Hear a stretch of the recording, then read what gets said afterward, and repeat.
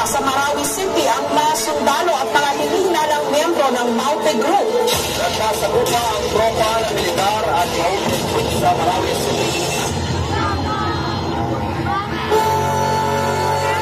Nagluto na sila yan. Nakapusto na sila bago tayo pumasok. When his men stole the queen from her bed. Hindi agad naunawaan ng mga residente na may malaking pag-ataking gagawin ng Maute Group sa Marawi City.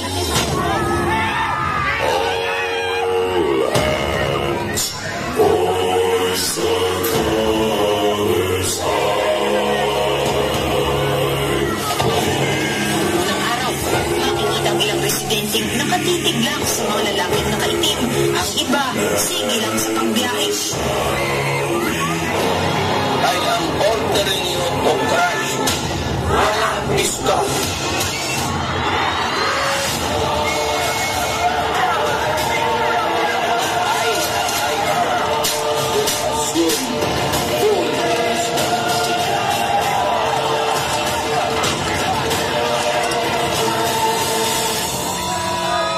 Anak, babalik na si Papa sa Marawi.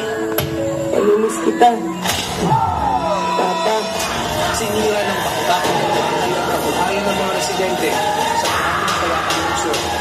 Matandang alas 3 ko pinapagpapalang na nakamaskarang lalaki ang trito na hindi ko kapito natin yung Marawi. Ito ang mga kwento sa loob ng Marawi. Ito na raw marahil ang pinakamatagal na gera sa Pilipinas sa kasaysayan sa loob ng isang lungsod. Masasaksihan natin ang malabang ng mga kailangan ng ating mga sundan. Mga teroristang ulang ang umamay.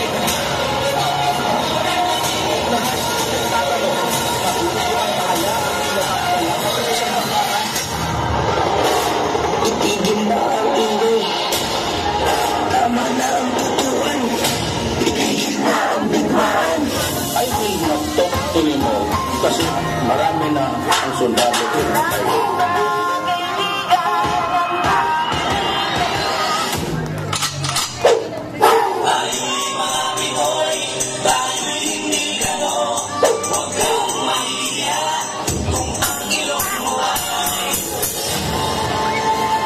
May isang bagay na napatunayan ng gera sa Marawi, ito ay ang pagtutulungan ano pa man ang reliyon.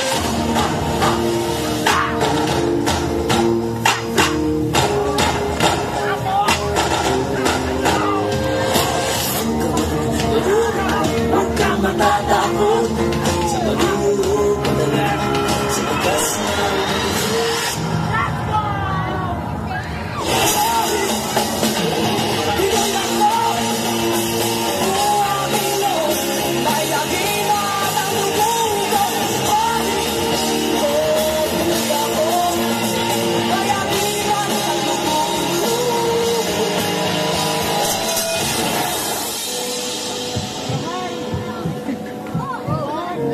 Papa, sinunod ko to para sabihin, bukas po ay makakagraduate na po ako. Huwag po ang magsalit ng medalya ko ha. Hihintayin ko po kayo. Nagmamahal, anak.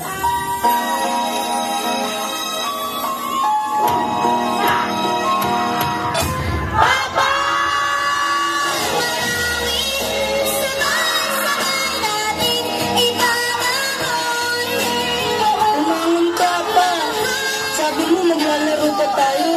Sabi mo uuwi ka. Gumising ka na dyan pa. Papa. Isang dapit hapon, sisikat ang araw sa isang bagong ngayon. Itigil na ang digmaan. Tama na ang labanan. Nangyaring bangungot sa Marawi ay atin ang wakasan. Sana matapos na ang digmaan. Dahil kahit anong gawin mo, rebelde ka man o sundalo.